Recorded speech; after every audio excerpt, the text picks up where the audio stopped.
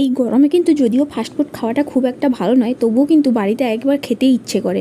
তাই কিন্তু বাজারের থেকে না কিনে বাড়িতে বানানোটাই একদম শ্রেয়। আর বাড়িতে কিন্তু ডিম না থাকলেও নিরামিষভাবে কী করে বানিয়ে নিতে পারবেন আজকে সেটাই শেয়ার করব। প্রথমেই কিন্তু আমি সব কিছু ভেজিটেবলস কেটে নিয়েছি এবং চাউমিনটাকে আমি লবণ দিয়ে এবং সাদা তেল দিয়ে আমি সেদ্ধ করে নিচ্ছি। আর কিন্তু সয়াবিনগুলোকেও একটু সেদ্ধ করে নিয়েছি। তারপরে সয়াবিনগুলো টুকরো টুকরো করে তেলের মধ্যে একটু লবণ দিয়ে ভেজে নিচ্ছি। তারপরে আমি গাজর কুচিটাকে ভেজে নিচ্ছি। তারপরে আমি ক্যাপসিকাম দুটোকে ভেজে নিচ্ছি। যেহেতু এগুলো ভাজতে একটু সময় লাগে সেহেতু আমি এগুলো আগে দিয়েছি। তারপরে বাঁধাকপি এবং কাঁচা লঙ্কাটা দিয়ে ভালো করে ভেজে নিয়েছি। তারপরে সেদ্ধ করে রাখা চাউমিনগুলো দিয়ে দিয়েছি। হাফ টেবিল স্পুন মতো সয়া সস দিয়েছি। সয়া সস দিয়ে ভালো করে ভেজে নিয়ে তারপরে এর মধ্যে আমি কিন্তু চাউমিনের মশলা ব্যবহার করেছি। চাউমিনের মশলা দিয়ে আবারও একটু নাড়াচাড়া করে নিয়ে এর মধ্যে আমি কিন্তু রেড চিলি সস যেটা হয় সেটা ব্যবহার করেছি। তারপরে সব কিছু নাড়াচাড়া করে অপর থেকে কিন্তু এর মধ্যে পেঁয়াজ কুচি, একটু টমেটো কেচাপ এবং একটু কাসুন্দি দিয়ে সার্ভ করে নিয়েছি।